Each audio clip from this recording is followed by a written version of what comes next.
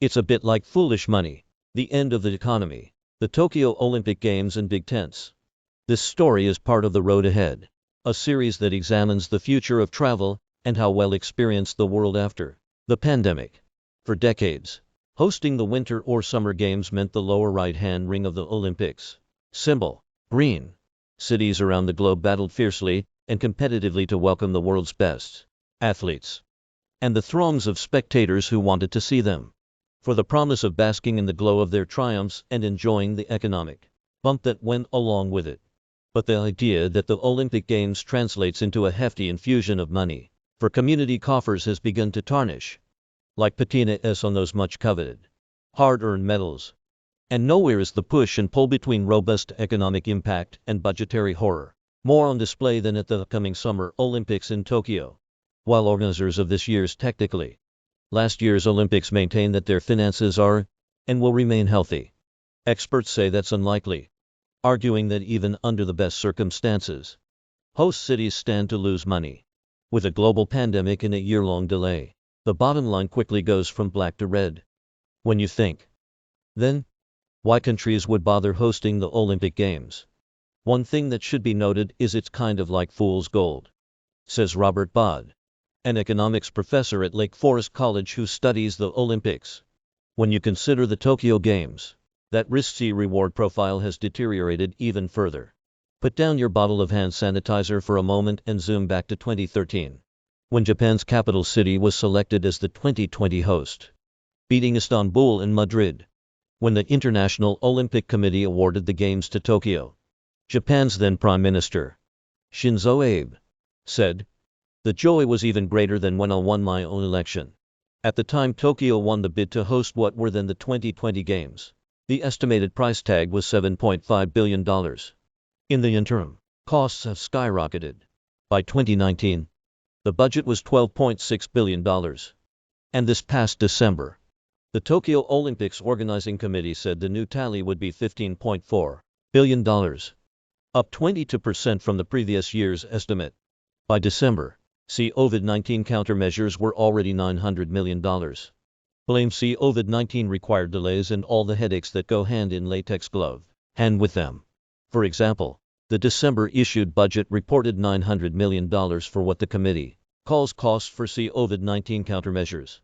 When mailed for comment about the economics of its hosting the Olympics under extraordinary circumstances, Tokyo 2020 responded with two press releases from December. A sentence in one of them reads, "We will continue to work closely with the International Olympic Committee, the International Paralympic Committee, Tokyo Metropolitan Government, and the Government of Japan and all other related organizations to prepare for a safe and secure games while aiming at all possible optimization and streamlining measures to reduce cost." The Summer Games officially start on July 23 and the Paralympics on August 24. Despite growing evidence to the contrary, conventional wisdom is still build it and they will come. But on those sports fields, that turns into nothing but dreams. The maxim that inviting the world to a municipality brimming with sportsmanship and Bengay translates into an economic boon is proving to be as trite as the feel good profiles of you and EEODOG athletes triumphing against the odds that break up the footage of the events. A University of Oxford study published in September found that every Olympic since 1960 has run over budget. The average cost overrun is 172%. And the number of cities around the globe submitting bids to host the Olympics has dwindled in recent years. Concerns over wildly increasing expenses, the ability to recoup costs, and potential political backlash both locally and worldwide have tempered the enthusiasm usually associated with the storied event. Olympics junkies will recall that Oslo, Stockholm, and Krakow, Poland, were among those that withdrew their bids for the 2022 Winter Games, while Rome, Hamburg, and Budapest, Hungary, were on the about-face list for the 2024 Summer Games. Like with any investment, a city considering bidding for the Olympics has to consider the risk-reward profile. Hosting requires billions of dollars in explicit costs, such as infrastructure and security, as well as implicit costs of what alternatives that money could be used for and now won't be. The return on investment is the money from local and international sponsorships and the money spent by tourists there for the games. In addition, the unquantifiable worldwide attention given to the city is expected to translate into future tourism dollars. People watching the Olympics from home impressed by opening and closing ceremonies, and soaring wide shots of municipal majesty in the background of action-packed sports footage may be inspired to travel there. Think of the Olympics fortnight as a 2-week-long advertising campaign. Among the people who actually live in host cities, the value of hosting the games is harder to pinpoint. Some residents to get caught up in being part of the global excitement, but many others grow irate about spending inevitably going over budget, the local inflation they'll likely endure, and the surge in prices around the time of the games. Now, add to all that the pandemic. Ticket sales will be down because organizers are limiting the number of tickets sold due to social distancing. Plus, observers expect fewer people to be interested in a mega event like this in the time of COVID-19 anyway. Also in the losses column are the extra expenditures the Tokyo Olympics backers have to shoulder because of the year-long delay. There are costs of maintenance and care, which are not trivial, Bod says. Think of everything getting polished prior to the games. You have to repeat that. The grounds have to be kept up. The buildings have to be heated and cooled.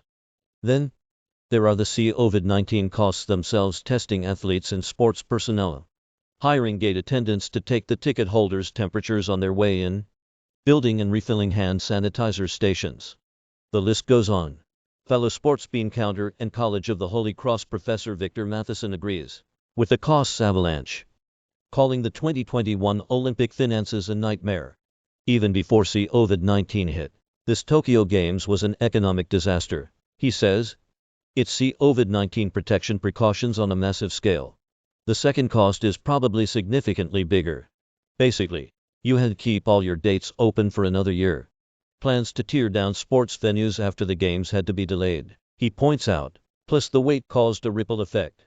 For example, the athletes' village was to be turned into condos after the mega event was over, and the advance buyers of those units had to postpone moving in and are seeking damages.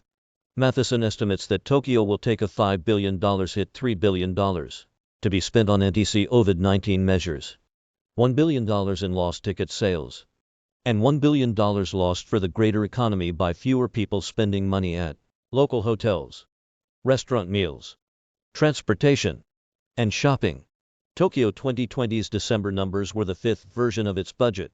The Tokyo Metropolitan Government and the Government of Japan are chipping in more for additional COVID-19 related costs, $6.6 billion and $2.1 billion, respectively. On the other side of the balance sheet, the local Olympic Committee said it foresees revenues increasing by $700 million compared to the previous budget. That money is a $500 million cancellation insurance payout, and the rest includes additional sponsorships, donations, subsidies, and more licensing. Cities have already been rethinking wanting to be part of it. This adds just one more piece to that. When asked in a mail from Fast Company how many fewer tickets in headcount and in dollars can be sold due to COVID-19 restrictions, Tokyo 2020's answer was, the decision not to accept overseas spectators has been made, and a final decision on the maximum number of spectators in venues will be made in June. We are therefore not yet at the stage of making any potential revenue adjustments. On the local sponsorship front, Tokyo 2020 reports that it reached basic agreements at the end of last year with all 68 of its domestic partner companies on an extension of their sponsorship contracts. The expected revenue from those is $3.3 billion, the same figure that's in the previous version of the budget. Tokyo is just another stop on the way to a perennial reluctance about anchoring the Olympics. According to experts, it's become harder and harder for democracies to host the games. So we'll increasingly see cities in dictatorships or countries with emerging economies stepping up. The anticipation is that IOC will moderate its list of expectations, such as infrastructure requirements, revenue sharing arrangements, and blank checks. The shift began in 2014 with the IOCS adopting what it calls Olympic Agenda 2020, a list of reforms. That list was augmented 2 months ago, when the IOC approved more changes. Olympic Agenda 2020 plus 5. Cities have already been rethinking wanting to be part of it. This adds just one more piece to that, Matheson explains. The IOC is concerned. They don't want to be known as the autocratic games. They're the Olympic Games. All isn't completely lost in Tokyo, though. Folks who study the economics of sports say most of the Olympic gold lucre comes from the sale of television rights in each country and sponsorships, both worldwide and local. Tickets, also known as live gate, rank after that. It's unclear if broadcasters around the globe and both types of sponsors have renegotiated contracts that were most likely signed years ago. What did those force majeure clauses look like, and with the Tokyo Games rescheduled, not cancelled, how did those play out? The question of the classic legacy benefit, how the sense of excitement translates into tourism in the weeks, months, and years to come remains. 2. Will Tokyo, which also hosted the 1964 Summer Olympics, be viewed as the can-do city that didn't give up, even in the face of a global pandemic? Or will the new normal override any interest in Tokyo-bound travel? Either way, experts aren't buying the line that the Games will be a financial success.